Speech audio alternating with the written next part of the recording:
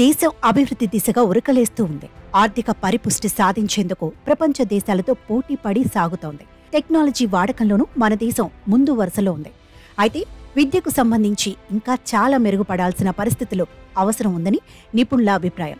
దేశం విడిచి విదేశాల్లో మంచి విద్యా ఉద్యోగం కోసం వెళ్లేవారు ఎలాగూ ఉంటారు. దీన్ని అధిగమించాలంటే నాణ్యమైన విద్యను అందించాలి. ఆ దిశగా చర్యలు చేపడితే విద్యా వ్యవస్థ గాడిన పడుతుందనేది నిపుణుల వాదన. ఇదిలా ఉంటే గతేడాది విద్యార్థులు ఫెయిల్ శాతం చూస్తే ఆందోళనలు పడేలా కనిపిస్తోంది.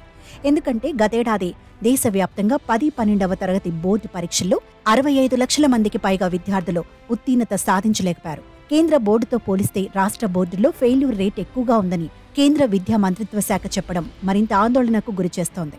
దేశవ్యాప్తంగా 56 రాష్ట్ర బోర్డులు, 3 జాతీయ బోర్డులతో కలిపి మొత్తం 59 బోర్డుల ఫలితాలను విశ్లేషించగా 10వ తరగతి విద్యార్థుల్లో 28 లక్షల మంది ఫెయిల్ అయినట్లు లెక్కల్లో తేలింది.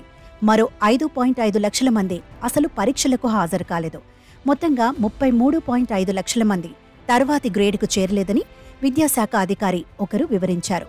అదేవిధంగా 12వ తరగతి విద్యార్థులు 32.4 లక్షల మంది ఉత్తీర్ణులు కాలేదు.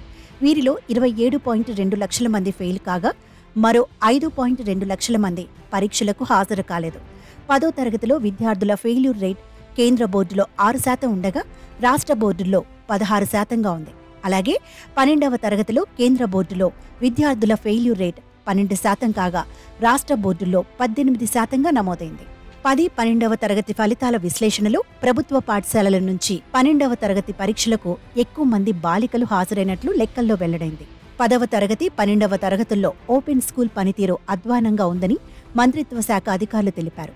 10వ తరగతిలో ఫెయిల్ అయిన విద్యార్థుల్లో అత్యధికంగా మధ్యప్రదేశ్ బోర్డు, ఆ తర్వాతి స్థానాల్లో బీహార్, ఉత్తరప్రదేశ్ ఉన్నాయి. 12వ తరగతిలో ఫెయిల్ అయిన వారిలో అత్యధికులు ఉత్తరప్రదేశ్కు చెందినవారు కాగా మధ్యప్రదేశ్ తర్వాతి స్థానంలో ఉన్నారు. అయితే ఈ లెక్కలు గత సంవత్సరంతో పోలిస్తే విద్యార్థుల మొత్తం పనితీరు క్షీణించింది.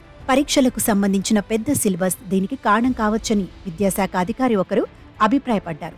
ప్రభుత్వ పాఠశాలల్లో 10-12వ తరగతి బోర్డు పరీక్షలకు అబ్బాయిల కంటే బాలికలే ఎక్కువగా ఫెయిల్ అయ్యారు.